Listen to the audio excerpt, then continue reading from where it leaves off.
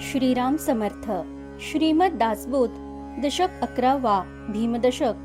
समास पहिला. शिकवण निरूपण. श्रीराम. बहुता जन्मांचा सेवट, नरदेह सापडे अवचट, येथे वर्तावे चोखट नीती न्याये. श्रीराम. अनेक जन्मांच्या शेवटी अचानक नरदेह लाभतो, म्हणून नरदेहात नीती न्यायाने शुद्ध आचरण करून त्याचे सार्थक करावे.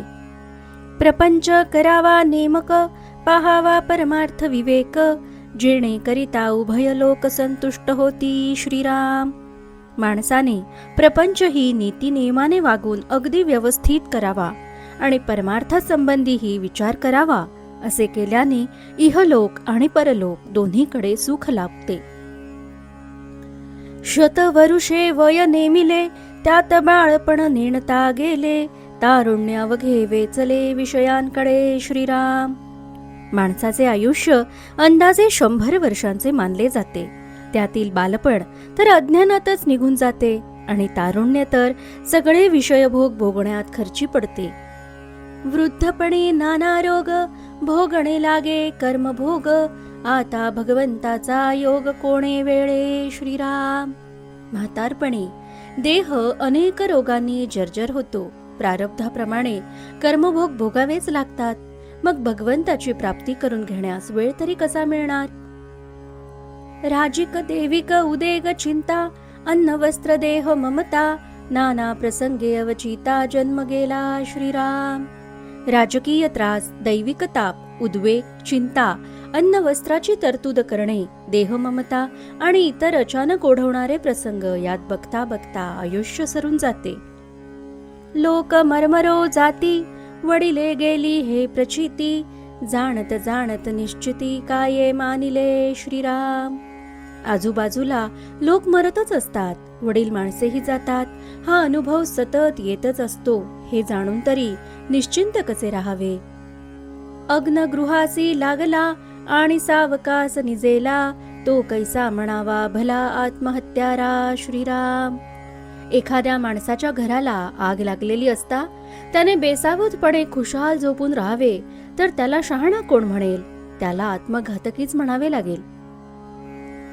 पुण्यमार्ग अवघा बुडाला, पाप संग्रह उदंड झाला, येमयातनेचा झोला कठीण आहे. श्रीराम. जीवनात माणसाने काहीच पुण्य केले नाही आणि उदंड पाप संग्रहच केला तर त्याला पुढे कठीण अशा यमयातनेच्या हल्ल्यास तोंड द्यावे लागते. तरी आता ऐसे न करावे, बहुत विवेके वर्तावे, इहलोक परत्र साधावे दोहींकडे. श्रीराम. म्हणून आता असे करू नये. प्रपंच आणि परमार्थात दोन्हीकडे अत्यंत विवेकाने वागावे आणि इहलोकी आणि परलोकी आपले हित साधावे. आळसाचे फळ रोकडे, जांभया देऊन निद्रा पडे, सुख म्हणून आवडे आळसी लोका. श्रीराम. जो कोणी अत्यंत आळशी असतो त्याला त्याच्या आळसाचे फळ तत्काळ प्राप्त होते. असा माणूस जांभया देऊन खुशाल झोपी जातो. आळशी लोकांना अशा प्रकारे झोपून राहण्यातच सुख वाटते.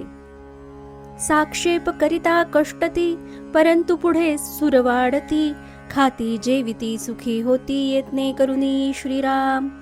जे कोणी कष्ट करतात त्यांना पुढे सुख मिळते. प्रयत्नपूर्वक उद्योग केल्याने ते खाऊन पिऊन सुखी होतात.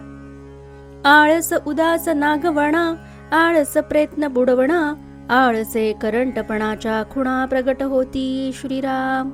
आळसामुळे माणसाला कधी सुख लाभू शकत नाही. तो उदास होतो, सर्व प्रकारे तो नागावला जातो. आळसामुळे प्रयत्न केलाच जात नाही आणि अखेर करंटेपणाची लक्षणे आळशी मनुष्याच्या ठिकाणी स्पष्टपणे दिसू लागतात. म्हणून आळस नसावा, तरीच पाविजे वैभवा, अरत्री परत्री जीवा समाधान. श्रीराम. म्हणून माणसाने कधी आळस करू नये. आळस सोडून उद्योग केल्यानेच वैभव प्राप्त होते आणि जीवाला इहलोकी आणि परलोकी समाधान प्राप्त होते. प्रयत्न करावा तो कोण, हेची ऐका निरूपण, सावध करून अंतःकरण निमिष एक. श्रीराम. पण तो प्रयत्न कोणता करावा याचे निरूपण आता क्षणभर चित्त एकाग्र करून सावधपणे ऐका. प्रातःकाळी उठावे, काही पाठांतर करावे, येथान शक्ती आठवावे, सर्वोत्तमासी श्रीराम. रोज प्रातःकाळी उठावे, नित्य काहीतरी पाठांतर करावे आणि यथाशक्ती सर्वोत्तमास आठवावे. मग दिशेकडे जावे, जे कोणासीच नव्हे ठावे, शौचाचमन करावे, निर्मळ जळे श्रीराम. मग गावाबाहेर लांब कोठेतरी शौचास जावे व स्वच्छ पाण्याने हातपाय धुवून आचमन करावे. मुखमार्जन, प्रातस्नान, संध्या तर्पण, देवतार्चन, पुढे वैश्यदेव उपासन, येथा सांग श्रीराम. नंतर तोंड धुवून प्रातस्नान करावे आणि संध्या तर्पण देवतार्चन करून यथासांग वैश्वदेव व उपासना करावी. काही फळाहार घ्यावा, मग संसार धंदा करावा, सुशब्दे राजी राखावा, सकळ लोक श्रीराम. नंतर काही फलाहार घेऊन मग संसारासाठी आवश्यक तो उद्योगधंदा करावा. सर्वांशी नेहमी गोड बोलून सर्वांना राजी राखावे. ज्या ज्याचा जो व्यापार, तेथे असावे खबरदार, दुश्चितपणे तरी पोर वेढा लावी श्रीराम. ज्याचा जो काही व्यापार धंदा असेल तो अत्यंत दक्षतेने सावधपणे करावा. तेथे बेसावधपणा केल्यास एखादे पोरही फसवू शकेल हे ध्यानी घ्यावे. चुके ठके विसरे सांडी, आठवण झाली या चरफडी, दुश्चित आळसाची रोकडी, प्रचित पहा श्रीराम. जो माणूस चुकतो, फसतो, विसरतो, वस्तू वा पदार्थ हरवतो आणि नंतर आठवण आल्यावर चरफडतो, त्याची फटफटीती होते. दुश्चितपणा व आळस यांच्या परिणामामुळे अशी प्रचिती येते. या कारणे सावधान, एकाग्र असावे मन, तरी मग जेविता भोजन गोड वाटे श्रीराम. म्हणून माणसाने अत्यंत सावध असावे. जे काही करायचे असेल ते मन एकाग्र करून करावे. अशा रीतीने उद्योगधंदा व्यवस्थित करून घरी आल्यावर भोजन केले असता ते गोड लागते. पुढे भोजन झाली आवरी, काही वाची चर्चा करी, एकांती जाऊन विवरी नाना ग्रंथ श्रीराम. पुढे भोजन झाल्यावरही अनेक चांगल्या ग्रंथांचे वाचन करावे, त्यावर चर्चा करावी आणि नंतर एकांतात मनन चिंतन करावे. तरीच प्राणी शहाणा होतो, नाही तरी मूर्खची राहतो, लोक खाती आपण पाहतो, दैन्यवाणा श्रीराम. याप्रमाणे केल्यानेच माणूस शहाणा होतो, नाहीतर तो मूर्खच राहतो आणि मग लोक खात पीत असताना त्यांच्याकडे आषाढभूतासारखा दैन्यवाणा होऊन पाहत राहतो. ऐक सदैवपणाचे लक्षण, रिकामा जाऊ नेदी एक क्षण, प्रपंच व्यवसायाचे ज्ञान बरे पाहे श्रीराम. आता भाग्यवंतांचे लक्षण सांगतो ते ऐक. भाग्यवान असतो तो एक क्षणभरही रिकामा बसून राहत नाही. आपल्या प्रपंचासाठी जो व्यवसाय करतो त्याचे उत्तम ज्ञान तो संपादन करतो व सर्व वेळ सार्थकी लावतो. काही मेळवी मग जेवी, गुंतल्या लोकांचं उगवी, शरीर कारणी लावी काहीतरी श्रीराम. काही ना काही कमावल्याशिवाय जो खात नाही व अडलेल्या नडलेल्या लोकांना जो यथाशक्ती मदत करीत असतो, असा मनुष्य खरोखरच आपल्या देहाचे सार्थक करतो. काही धर्मचर्चा पुराण, हरिकथा निरूपण, वाया जाऊ नेदी क्षण दोहींकडे श्रीराम. तो रोज काही ना काही धर्मचर्चा करतो, पुराण श्रवण करतो आणि हरिकथा व अध्यात्म निरूपण यात वेळ घालवतो. प्रपंच आणि पारमार्थ दोन्हीकडे तो एक क्षणही वाया जाऊ देत नाही. ऐसा जो सर्व सावध, त्याचा कैचा असेल खेद, विवेके तुटला संबंध देह बुद्धीचा श्रीराम.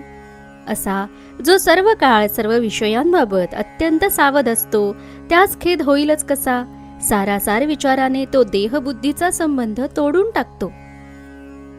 आहे तितुके देवाचे, ऐसे वर्तणे निश्चयाचे, मूळ तुटे उद्वेगाचे, येणे रीती श्रीराम. जे काही आहे ते सर्व देवाचे आहे असा त्याच्या बुद्धीचा ठाम निश्चय झालेला असतो व त्यास अनुसरून तो वागत असल्याने उद्वेगाचे मूळ कारणच नाहीसे होते. प्रपंची पाहिजे सुवर्ण, परमार्थी पंचीकरण, महावाक्याचे विवरण करिता सुटे श्रीराम. प्रपंच उत्तम प्रकारे होण्यासाठी सुवर्णाची म्हणजे पैशाची आवश्यकता असते. तर परमार्थासाठी पंचीकरण जाणून घेणे आवश्यक असते. यानंतर तत्वमसी इत्यादी महावाक्यांचे मनन निदिध्यासन म्हणजेच विवरण केले असता मोक्ष प्राप्त होतो. कर्म उपासना आणि ज्ञान येणे राहे समाधान, परमार्थाचे जे साधन तेची ऐकत जावे श्रीराम. कर्म उपासना आणि ज्ञान यांपैकी आपणास रुचेल ते परमार्थ साधन करावे. यांचे संबंधी सतत श्रवण करावे म्हणजे शाश्वत समाधान प्राप्त होते. इति श्री दासबोधे गुरुशिष्य संवादे सिकवण निरूपण नाम समास 3 समाप्त. जय जय रघुवीर समर्थ.